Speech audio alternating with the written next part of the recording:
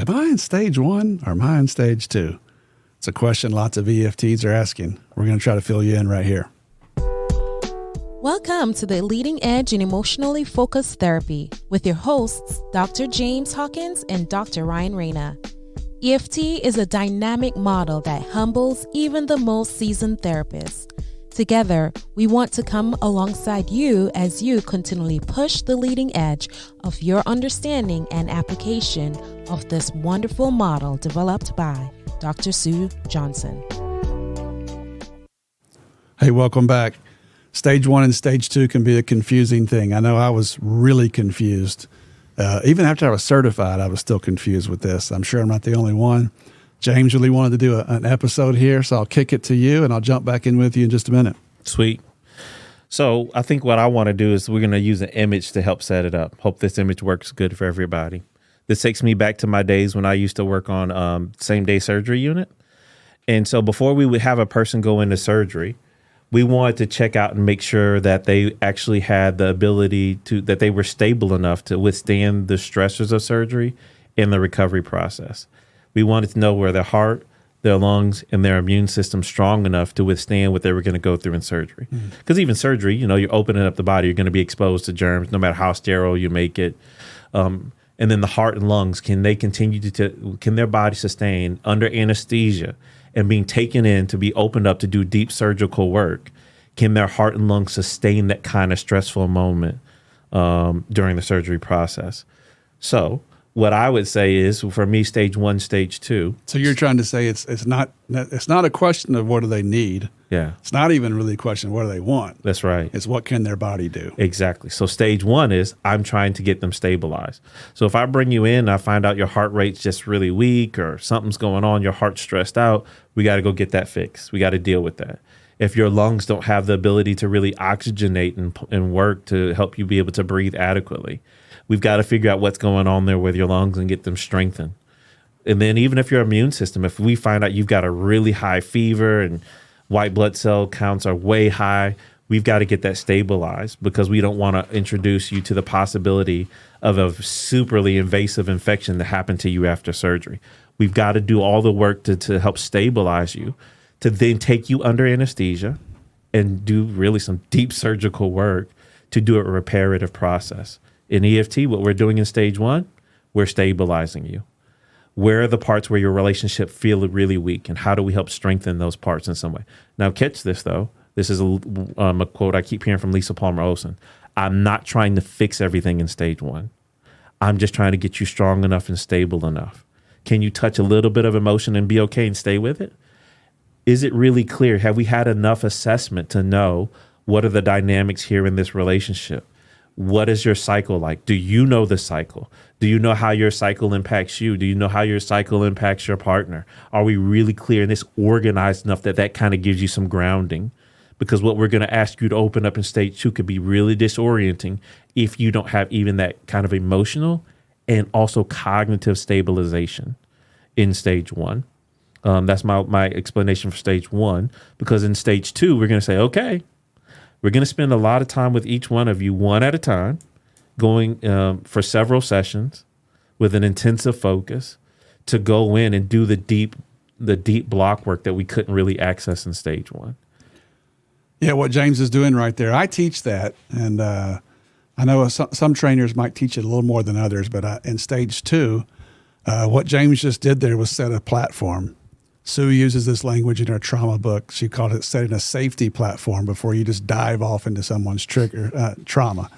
And I like to do that before withdrawal, re-engagement, and pursuer softening, setting a platform. You were just doing that, just kind of comment that for the listeners. That's good. I like that distinction, Ryan. Good.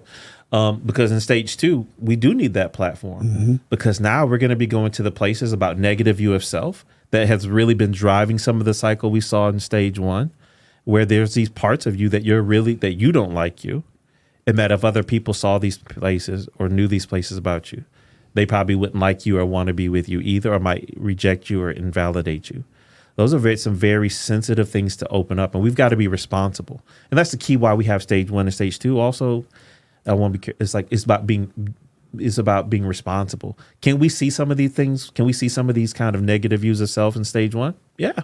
An attachment's a cheat sheet. We can pretty much guess, but they might not have the capacity to be able to work with those in the stage 1 way. Or we had Leanne Campbell on here. We were even talking about attachment, like betrayal trauma, right?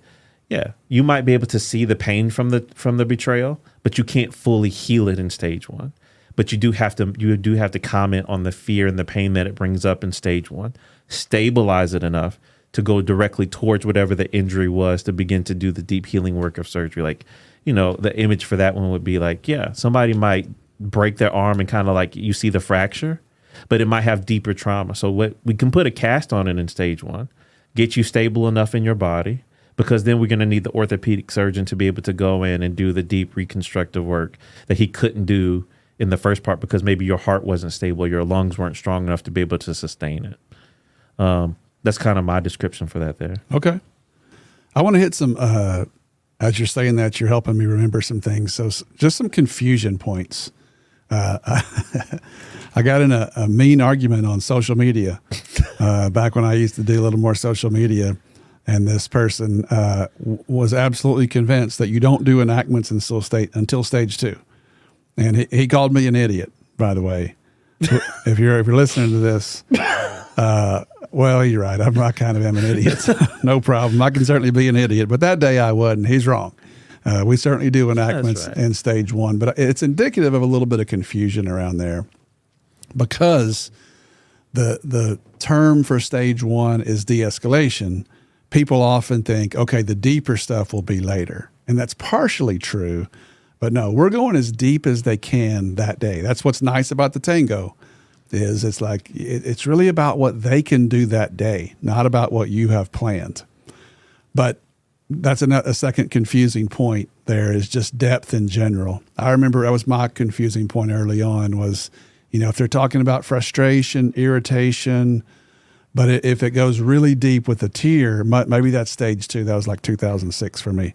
And they're like, nope, no, that's not true. That's not true. So I can't tell you how many times I've said this phrase, and it's taken as demoralizing for people. So I'm trying to find a more clever way to say it. But I can't tell you how many times someone says, hey, this is a stage 2 couple. Then they push play or I work with them in a live setting. And I have to find a way to say, no, that's stage 1. That's stage 1. Really? I thought it was stage 2. Right. And so I remember in 2014, I was working with a very difficult couple, and it was a fair recovery, and it was a stage 2 couple. And I brought them for George to do a live with. And it was a compelling session. It was hard. It was good. It was deep. And afterwards, I'm like, hey, tell me where you think that is. And he goes, I can't tell you how many people bring me couples and say they're stage 2. Probably 50% of people bring the couple and say it's stage 2. And I'm like, well, what percentage is it? And he goes, that was the first one there's ever been. So that doesn't mean that therapy's not working. What that means is, and I'm going to say this, and feel free for 10 smarter trainers to come in and correct me, and I'll say I'm sorry, but 90% of EFT sessions are stage 1 sessions. Maybe more than that. I think the research says 65 to 70%, and I see where they're getting that. But here's the thing. I believe roughly 90% of EFT sessions are actually stage 1, and here's why. Because once a relationship is de-escalated, now we're rolling downhill towards termination most of the time. Withdrawal re-engagements, 3 to 9 sessions. Pursuer softenings, only 2 to 4 sessions. Stage 3s, 2 to 3 sessions. Let's do the math. That's not to me, not even close to 50% in most cases. So don't take it as demoralizing for the fact that most of your sessions are stage 1. If there were stage 2 couples, everywhere around the world, they wouldn't probably even need us. So stage 2, the distinction is not going deep. It's can they stay deep? How many times are you blocked when you're working with them? I saw someone just last week say, I think this is a stage 2 couple. I'm like, it's stage 1. Like, they're not as reactive. I'm like, right, but they blocked you every time you were trying to deepen them. You're in step 3. You're doing a great job. But it's not stage 2 yet. They're not really open. There's not as much curiosity. There's not as much exploration. When they tell you an emotion, it's deep, but it's not a sharing of self, an exploration and sharing of self. It's more of a almost accidental that the tear comes out in the fear. And yes, I'll do the enactment. That's very much stage 1 work. So being less blocked. What would you add to that?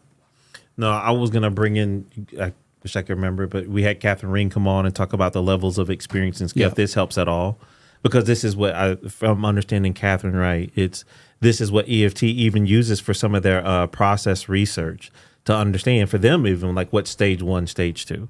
So a stage 1 kind of person or couple, they're not going to really be able to focus on themselves and their emotion directly. They leave out their emotion. They leave themselves out. They'll want to focus on the other person, kind of almost critical or blame kind of type way. And even if they do talk about themselves, they might still leave the emotion out. What Catherine kind of showed, in particular in her research with withdrawal re-engagement, is on the experiencing scale at about level 4 of experiencing. This is what Ryan was just referring to. They are now able to focus directly on emotions and their thoughts about themselves, and they can stay with that part. They can experience it. They can even reflect on their own emotion. Catch this, though, in the present moment, not the argument from last week. They can even, I kind of even feel that sadness in my chest right now. I just hate this place. I even feel it happening to me now. I don't like when I get here. I hate this place. It's dark and it's dreary. Now they're starting to stay with like, okay. In other words, going back to my image about surgery, they're showing me they now have the capacity to stay in it. Because remember, in stage 1, both the pursuer and the withdrawer have moves to hurry up and get out of there. Like this is when I steal from Ryan. Their body is a supercomputer saying, danger, danger, danger, get out of here. So they don't have the capacity to stay for deep restructuring work of stage 2, which is what we have to do. The episode with Catherine Ream. We have to have a deep limbic experience to have deep limbic revision. That's what, and I like that she says deep. And you can't get, stage 1 doesn't often let you have depth where they can stay, if that helps Andy. Yeah. Yeah, I was just thinking through, and I say this all the time, I actually really mean it, but I'm working with an exceptional therapist, and she contacts me and says, hey, I'd love to just kind of go through a little bit of video with you and get some help doing withdrawal re-engagement, which is a stage 2 event. If you're new to EFT, we should say, in stage 2, there are 2 of our main change events, which are first withdrawal re-engagement and then pursuer softening. So she was saying, help me with this stage 2 process. So we turn on the video and she's like, I'm having trouble here. And she gets blocked like 17 times by each person. And she's like, help me understand what you would have done different there. And I'm like, all right, I can talk about what I might have tried to do different there. But the problem is you're not doing withdrawal re-engagement. They're not ready yet. Their body, if you think about James's metaphor, is ready to go on a short walk and then get back in the hospital bed. It's not strong enough yet to handle the kind of pressure that comes with open heart surgery. So you're not in withdrawal re-engagement. It's not that you're doing things wrong. They're just not ready. They need more assembly time. They need more repetition in the assembly. They need more small wins in step 3 kind of enactments, Tango 2, Tango 3. We need wins there to create confidence, to create enough safety and enough strength so to hang out and go deep when something like withdrawal re-engagement. Or I can't remember if it was you or George that said it, but it was something like this. Your missions in step 3 of stage 1 is what sets you up to be ready to do deep work in stage 2, step 5. Like the more you can help them begin to touch. And I'll take this from Lisa Palmer Olson too. Lisa, this one she's been pushing me on. She said, in stage 1, James, I'm not trying to even create change necessarily. I'm just trying to get them to touch it and see what we can do with it and see what comes up with their cycle. But I'm not hoping for everything to be fixed in every enactment in stage 1. I thought that was a good one. I think there's a ton of wisdom to that, and Lisa's a lot better than me, so you should listen to whatever she says. But I will say, and I think she would agree with me if she was sitting here, I'm not trying to. That's right. But I'll sure take it. Hey, no, that's exactly. But here's the point. But you can't get anything if you do nothing. That's right. So that's just saying, like, be willing to do it. You need to do that. This is going to build their ability to, once again, strengthen the heart, to strengthen the lungs, to do stage 2. Yeah. If you don't do that, you're not building anything for them to do in stage 2. Yeah. But just be willing to know in stage 1, they're going to show you where they're blocked, really.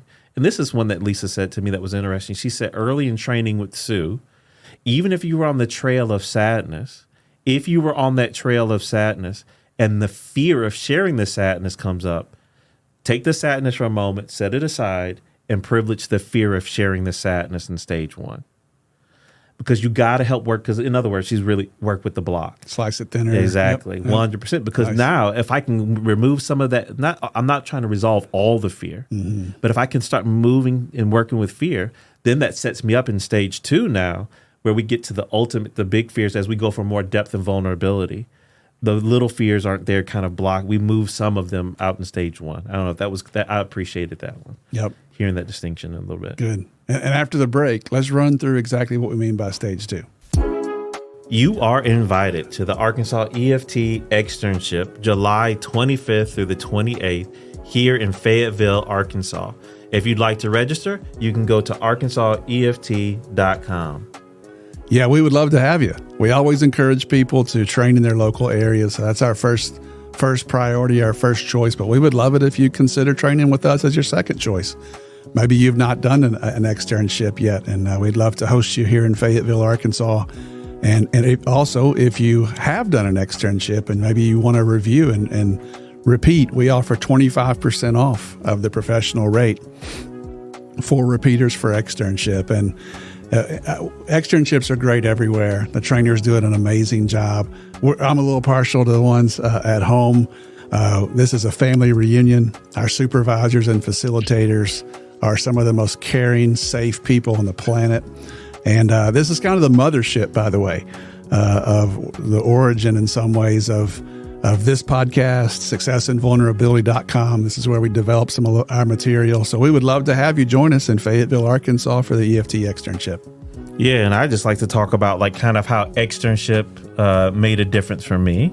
You know, I had been a practicing clinician for a while. I had read about EFT, but I'll tell you this, reading about EFT and, you know, taking like one-off courses, you know, in some kind of offshoot, you know, programs here and there, it was not the same as going to an externship at all by any means. For 4 intensive days, sitting not only with like George and Ryan were the ones that led mine, but also, you're right, our community. So George and Ryan did a really good job of making it experiential, practical. And then with the facilitators, I got to hear different styles, different voices, different types of presence in the room. So what it did for me, I felt like it really helped rejuvenate my career. I think it added a few more years to my career because things got clearer. It made sense of the difficulty I was facing. And it wasn't because, you know, as I was joking, you know, we were in a Self of the Therapist training, and the therapist said, all roads always lead to I suck. I found out it's not because I suck all the time. It's because people in emotional and relational distress just get really, the mistrust can take over and they get stuck. And that's where we get paid to help them at. So I just would say, man, if you want to have a good time doing something that's hard with a bunch of people who are willing to do something hard with you, come to Arkansas EFT Externship, July 25th through the 28th. Yeah, consider coming and training with George Fowler and myself. We're hoping that, I think James is on the road, but we're hoping that we can arm wrestle him a little bit and get him to come make a cameo with us as well. So come join us. It'll be lots of fun. All right, welcome back. Just a little bit of clarity. I know that there are people listening to this podcast, so we hear.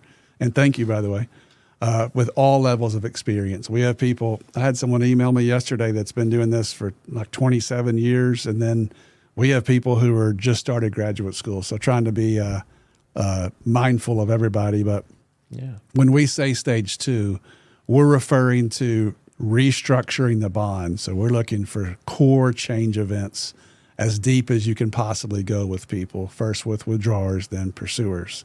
So step 5, 6, and 7, first is focus on the withdrawer.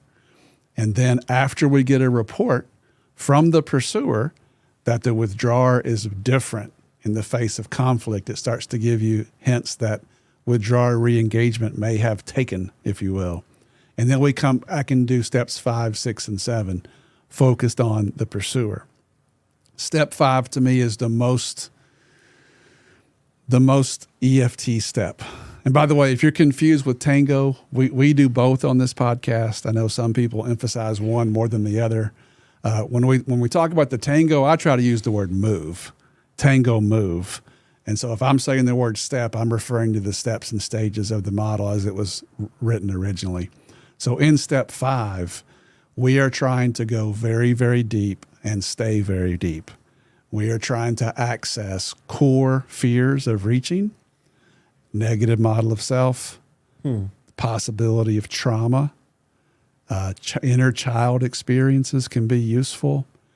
Attachment injuries sometimes come up in step 5 when they're relevant. It's that level of depth. You don't want to try to take someone who's still very reactive or their partner's super reactive trying to do deeper step 5. There can still be blocks in stage 2, but they tend to be depth disorientation blocks, not high reactivity. Step 6 goes to the partner. It's a fairly short step most of the time. We're going to see if we can get the partner to be supportive, to resource them, to increase security. So step 6 is focused on the partner, the person you're not primarily focused on in that moment, before step 7, which is the Hollywood step. Our deepest core attachment needs. So these are not requests. These are not negotiation, mediation. This is usually some form of comfort, wanting to be touched, wanting to be reassured, wanting to be held. Hold me tight is a story of step 7. In the educational period, they call what is effectively a step 7, the hold me tight conversation, where I show myself to you, I invite you in, and I'm able to access my deepest attachment need with you right in that moment. That's what we mean by stage 2, if you're new to this. Yeah. So, man, that we know this one was kind of short and quick and simple, but we felt important. We don't want this to feel like it's a mystery. We just really wanted to clarify some more to help you understand and to know. And also maybe even it's not just for you, but to help one of my approaches with this is I do like to let couples know, hey, this is where we are. This is where we're headed, just in a very general way. And it lets them know I know the landscape of the map and where we are and where we need to go and what it takes to get there. So once again, we'd love to hear from you if this was clarifying or if you have more questions. But once again, we just thank you for helping be with us as we all try to push our leading edges of learning and also help to push our clients in their leading edges of experience so they can have success and vulnerability. Thank you for listening. We hope this experience helps you push the leading edge in your work to help people connect with themselves and with each other.